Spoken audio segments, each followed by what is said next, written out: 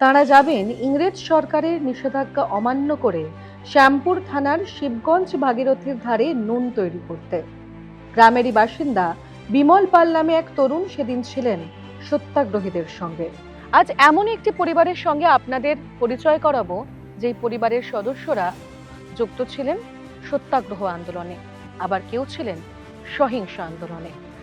বর্তমানে এই পরিবারের যিনি কর্তা, তার নাম প্রবুদ্ধ পাল। সেই প্রবুদ্ধ পালের বাবা এবং জ্যাঠা তারা ছিলেন স্বাধীনতা সংগ্রামী। হাওড়ার উলুবেড়িয়ার বাসিন্দা প্রবুদ্ধ পাল। জানা গিয়েছে এর আগে তিনিও তার পরিবার থাকতেন বাগনানে। তার বাবা গিরিজাভূষণ পাল ও জেঠু বিমল কৃষ্ণ পাল, তারা যুক্ত ছিলেন সত্যাগ্রহ আন্দোলন এবং সহিংস আন্দোলনের সঙ্গেও। প্রবুদ্ধ পাল জানিয়েছেন তার দাদু ও ঠাকুমাও ছিলেন ভীষণ প্রগতিশীল মানুষ। দেশের জন্য লড়াই করতে সন্তানদের সর্বদা সমর্থন করেছেন। যখন 1930 সালে গান্ধীজি লবণ আইন অমান্য আন্দোলনের ডাক দিলেন, তখন আমাদের মুখকল্যাণ পল্লী ভারতীতে এই সম্পর্কে বিশদ আলোচনা হয়েছিল।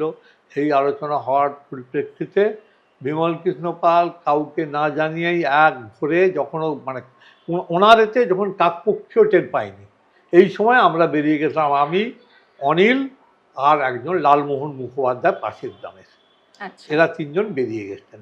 বেরিয়ে গিয়ে তখন ওরা শিবগঞ্জে গিয়ে লবণ সত্যাগ্রহ আন্দোলনে নুন তৈরি করতে শুরু করলেন এবং সেইখানেই ওদের আন্দোলনটা শুরু হলো। ওরা যুক্ত হয়েছেন ওইভাবে, মানে নিজের থেকেই এইভাবে হয়ে।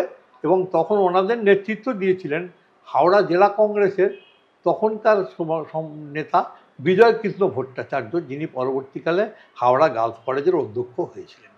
আচ্ছা, এর পরবর্তীতে মানে বিনয় কৃষ্ণ পাল এবং গিরিজাভূষণ পাল তারা এই আন্দোলনের সঙ্গে যুক্ত হলেন এবং সেই আন্দোলন তো বেশ কয়েক সময় চলেছিল। সেই সময় মানে গান্ধীজির সঙ্গে কি কোনোভাবে দেখা হওয়ার? না, গান্ধীজির সঙ্গে ওনার দেখা হয়নি, ওনার দেখা এটা আমি শুনিনি। আচ্ছা। এবং তবে রাষ্ট্রগুরু সুরেন্দ্রনাথ বন্দ্যোপাধ্যায়ের সঙ্গে দেখা হয়েছে। আচ্ছা, ওনারা এসেছেন আমাদের পল্লী ভারতীতে এবং গিরিজাভূষণ পালই ছিলেন তাকে আহ্বান করার ওই সময় স্বদেশীদের মধ্যে একজন সামনের সারির সৈনিক, অগ্রণী সৈনিক ছিলেন উনি। ওনার সঙ্গে আরও কয়েকজন ছিলেন, তারা আমাদের সংসারের নয়, আমাদের পরিবারের নয়, কিন্তু আমাদের গ্রামের। এই গ্রামে গ্রামে সমস্ত ওই সত্যাগ্রহী শিবির তৈরি হলো।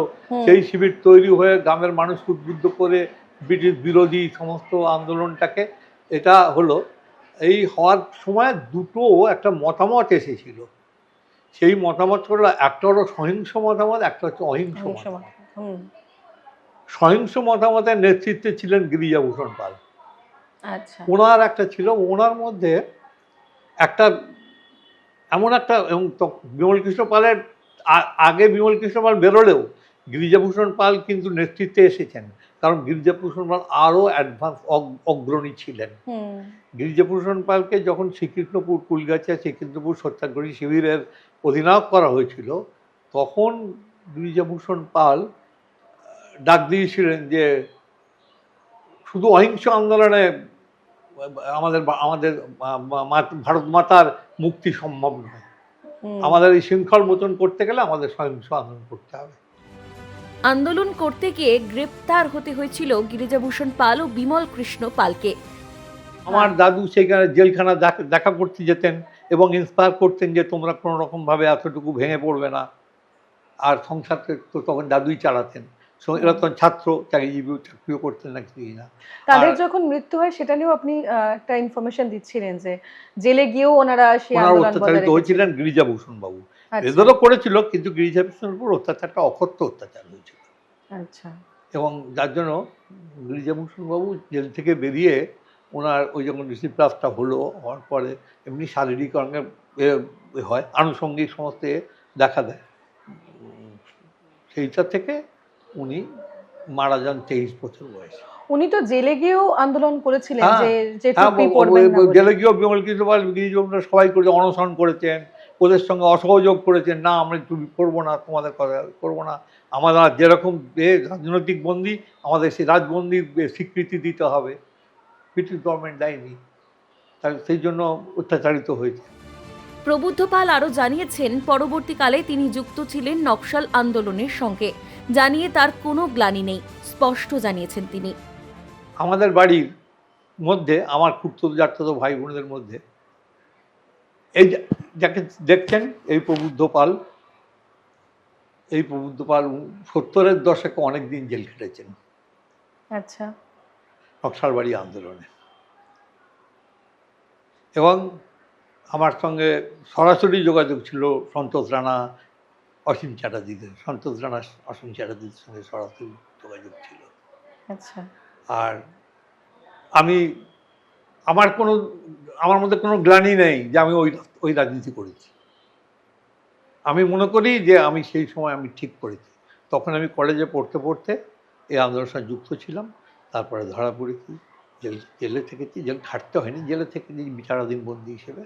তারপরে বেরিয়ে আবার পড়াশোনা করেছি, আবার করেছি, এবং এই সমস্ত যে আন্দোলনগুলো চলবার, যেমন এপিডিআরের সঙ্গে বা বন্দী মুক্তি কমিটির সাথে এবং চীন ভারত মৈত্রী সমিতির সাথে একটা সময় সক্রিয় যুক্ত ছিলাম। কিন্তু বয়স বাড়ার সাথে সাথে তারপর আস্তে আস্তে এমন একটা চাকরি করেছি জীবনে, সেই চাকরিতে আর অন্য সময় পাইনি। কিন্তু একটা জিনিস করেছি, এই চাকরিটা করতে গিয়ে ভারতবর্ষের বিভিন্ন গ্রামের, বিভিন্ন শহরের অনেক গ্রাসরুট লেভেলের মানুষের সাথে এবং আপার লেভেলের মানুষের সাথে যুক্ত হয়েছে। আর পরবর্তীকালে এটা আমার কনভার্ট হয়, আমি একটু সাহিত্য লেখালেখির দিকে যাই, এবং সেই লেখাটা একটু ধরুন অ্যান্টি এস্টাবলিশমেন্ট লেখাও হয়, আর এই ধরনের লেখা হয়। দেশের স্বাধীনতার আন্দোলনের সঙ্গে বাংলার যোগাযোগ যে কি তা আর বলার অপেক্ষা রাখে না। গোটা বাংলা জুড়ে ছড়িয়ে রয়েছে বীরেদের ইতিহাস।